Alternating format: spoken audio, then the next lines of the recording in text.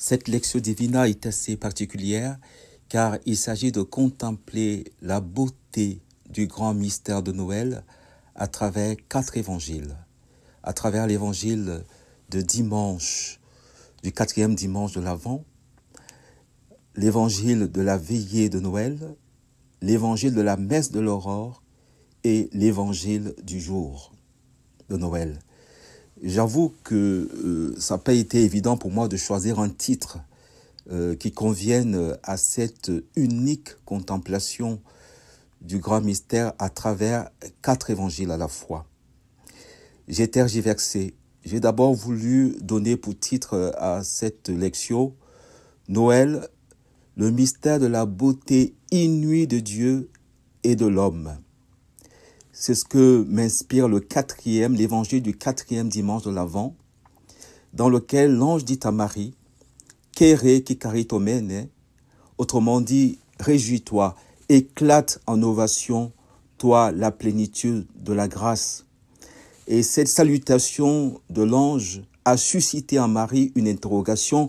Marie, en écoutant l'ange, s'est demandé, non pas la signification, ce que pourrait signifier, mais plus précisément la destination. Quel est le destinataire de cette salutation?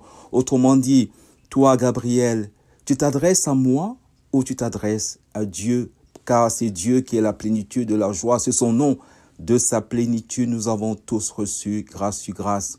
Oui, Marie n'est pas seulement une mesure pleine, aussi grande soit-elle, mais la beauté de Marie, qui est en même temps la beauté de Dieu, c'est qu'elle partage la plénitude de Dieu. Nous partageons la plénitude de Dieu, une plénitude sans mesure. Donc, pas une mesure pleine, mais une plénitude sans mesure. Mystère de la beauté inouïe de Dieu et de l'homme à travers Marie, qui reçoit la plénitude infinie du Père, de la très sainte Trinité en elle, qui devient le réceptacle du divin, de la plénitude du divin. Deuxième titre que j'ai voulu donner à cette lectio, inspiré par le 2e évangile, l'évangile de la veillée de Noël. Le titre, c'était « L'effacement joyeux du Père » ou « La kénose joyeuse du Père ». Pourquoi? Parce que dans l'évangile de la veillée de Noël, l'ange dit au berger, je vous annonce une très grande joie, c'est-à-dire la joie du Père. Le Père se réjouit d'avoir un fils sur la terre comme au ciel, et vous partagez avec le Père sa paternité. Vous êtes père avec le Père. Un enfant vous est né, vous êtes père avec le Père, vous donc soyez parfaits comme votre Père céleste est parfait. Et les bergers qui passaient la nuit dans les champs à garder les troupeaux peut-être d'agneaux sont désormais appelés à la crèche auprès de celui qui est l'agneau de Dieu. Il y a là comme un changement, une promotion, on va dire, au niveau de ce qu'ils avaient l'habitude de faire, de pasteur à finalement père de l'agneau et pasteur de l'agneau avec Marie, mère de l'agneau. Mère de l'agneau et du pasteur, Marie. Le 3e titre, c'était Noël comme mystère de la divinité de l'homme et de l'humanité de Dieu. Cela m'a été inspiré par l'évangile de la messe de l'aurore, la messe du dimanche, du jour de Noël, la messe du matin, la messe qu'on célèbre surtout dans les monastères. Pourquoi? Parce que dans cet évangile, Marie et Joseph et tout le monde est étonné de ce que racontent les bergers au sujet de l'enfant. Alors, question. Marie comme Joseph qui ont reçu respectivement les annonciations de la part de l'ange ont bien entendu que cet enfant est le Fils du Très-Haut. Le Seigneur Dieu lui donnera le trône de David son père. Il régnera sur la maison de Jacob et son règne n'aura pas de fin. La question. Qu'est-ce que les bergers peuvent dire de cet enfant qui aille beaucoup plus loin ce que l'ange a annoncé de lui et qui suscite l'étonnement de Marie, sa mère, qui fait monter dans son intelligence tout ce que Dieu a déposé dans son cœur. Marie gardait ces choses dans son cœur en en cherchant le sens. Marie faisait monter, mot à mot, elle faisait monter dans son intelligence tout ce que Dieu déposait dans son cœur. C'est parce que Marie découvre, à travers ce que disent les bergers, que tout ce qui concerne l'enfant concerne sa mère.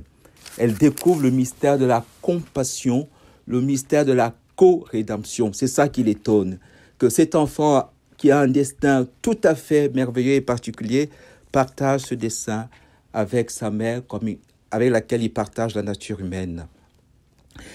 Quatrième titre possible que j'ai voulu donner à cette Lectio Divina, c'est que le mystère de Noël, c'est le mystère du passage de l'être, du jugement d'existence, ceci est, au mystère de la Trinité, au jugement de sagesse. Au commencement était le Verbe.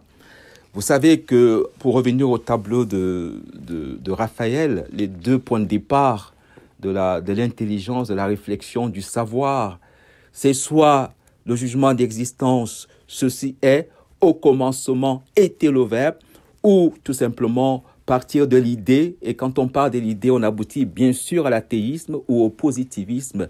On reste dans nos idées qu'on mesure, le positivisme. On mesure tout par notre idée.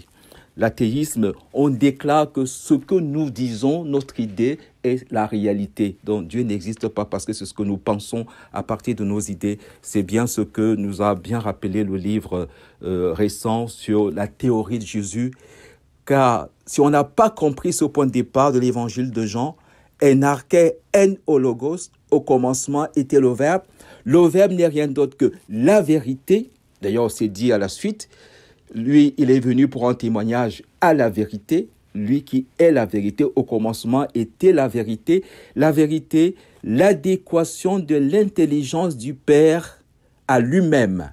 Le Père se connaît, c'est bien la révélation de Dieu à Moïse. Je suis qui je suis, car je me connais et je suis la vérité. Il n'y a pas d'erreur à moi, il n'y a pas de mensonge à moi, il n'y a rien de faux à moi, il n'y a rien de petit à moi. Je suis qui je suis. Et c'est il faut s'appuyer sur cette révélation de Dieu à Moïse pour entrer dans la fécondité trinitaire, c'est-à-dire que le je suis, celui qui est le Dieu unique, vit. Il est un du point de vue de l'être, il est trine du point de vue de la vie, il est Père, Fils et Saint-Esprit. Donc le mystère de Noël, c'est la révélation de la fécondité inouïe du Père comme intellect parfait qui a deux opérations, à savoir qu'il se connaît lui-même et la connaissance de lui-même est son Verbe. Le Verbe est l'effigie de la substance du Père. Au commencement était le Verbe et le Verbe était auprès de Dieu et le Verbe Dieu. Et puis il se repose dans la vérité qu'il a de lui-même, qu'il conçoit de lui-même. Et il est attiré par sa propre vérité qui devient le bien dans lequel il se repose. Oui, nous allons retenir qu'il est très difficile de donner un titre unique à cette lectio qui regarde les 4 évangiles à la fois. Pour entrer dans le mystère de Noël qui domine les 4 évangiles, je voudrais laisser la parole à ceux qui l'ont contemplé. D'abord, Jean-Paul II. Pour Jean-Paul II, Noël, c'est la surprise d'un Dieu qui s'est mis du côté de l'homme, de sa créature. Et les pères de l'Église à qui Jean-Paul II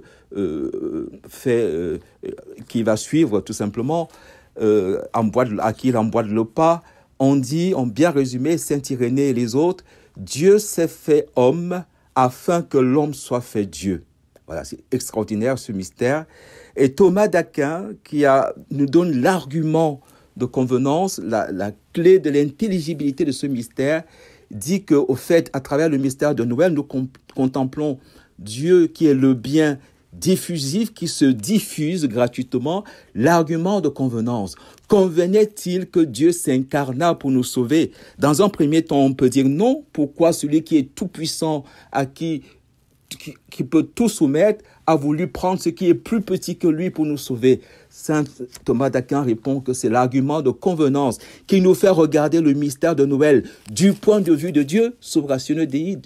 Pourquoi ce mystère convient à Dieu en tant que Dieu et convient à nous pour nous sauver? Oui, c'est un effet, c'est une conséquence de l'incarnation. Mais l'incarnation, regardée en Dieu lui-même, c'est la manifestation du bien qui se diffuse lui-même et qui se diffuse gratuitement. C'est tout simplement pour se communiquer gratuitement.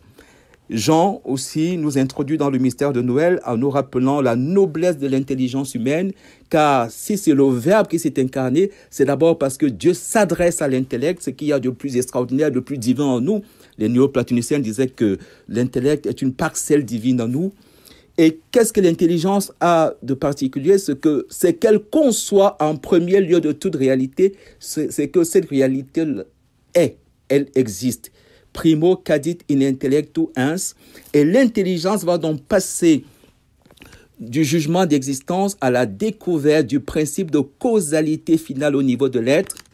Tout ce qui est en puissance dépend de l'être en acte.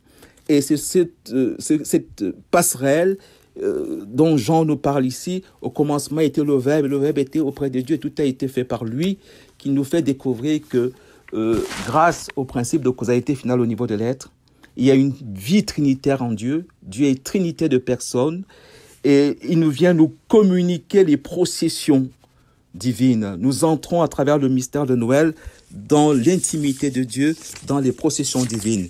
Et le mystère de Noël a divisé l'humanité en deux, car c'est le repère historique, le seul repère historique. Depuis la nuit de Noël, depuis le mystère de Noël, on dit avant Jésus-Christ ou après Jésus-Christ. Avant Jésus-Christ, Dieu un, il est un du point de vue de l'être. Avec Jésus-Christ, Dieu, personne ne l'a jamais vu. Le Fils qui est dans le sein du Père, lui nous l'a révélé. Dieu est Père, Fils et Saint-Esprit. Il est trinité de personnes car il est vie et vie substantielle.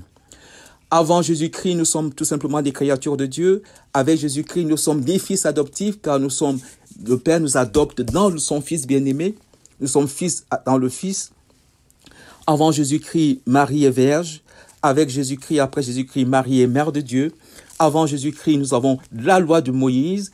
Avec Jésus-Christ, nous avons la grâce, la plénitude de la grâce.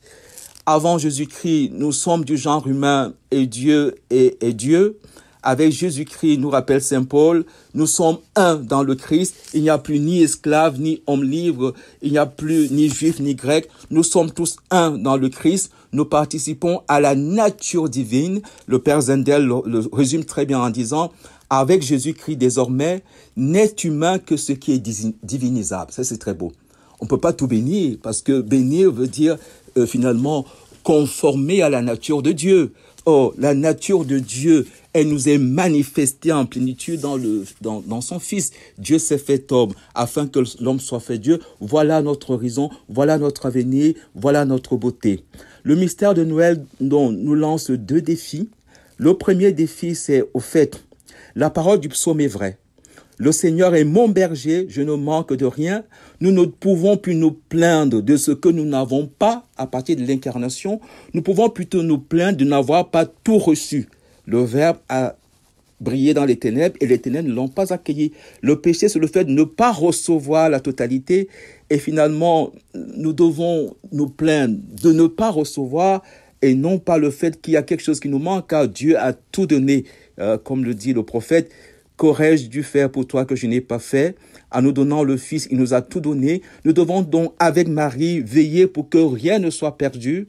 Le deuxième défi que nous lance Noël, c'est tout simplement laisser Dieu être Dieu dans notre vie. Comme dirait Saint Paul, ce n'est plus moi qui vis, c'est le Christ qui vit en moi. Avec Jésus, nous entrons dans la plénitude de la vie divine, dans la plénitude de la bénédiction divine, la participation à la nature divine, c'est extraordinaire. C'est au-delà de tout ce que nous pouvons faire, de tous nos projets, de tous nos exploits humains. Nous sommes tout simplement, par Dieu, appelés à entrer dans la plénitude qui est la sienne. Dieu s'est fait homme afin que l'homme soit fait Dieu. Nous célébrons donc le mystère de la divinité de l'homme et de l'humanité de Dieu, et c'est cela la beauté du mystère de Noël, beauté de Dieu et beauté de l'homme.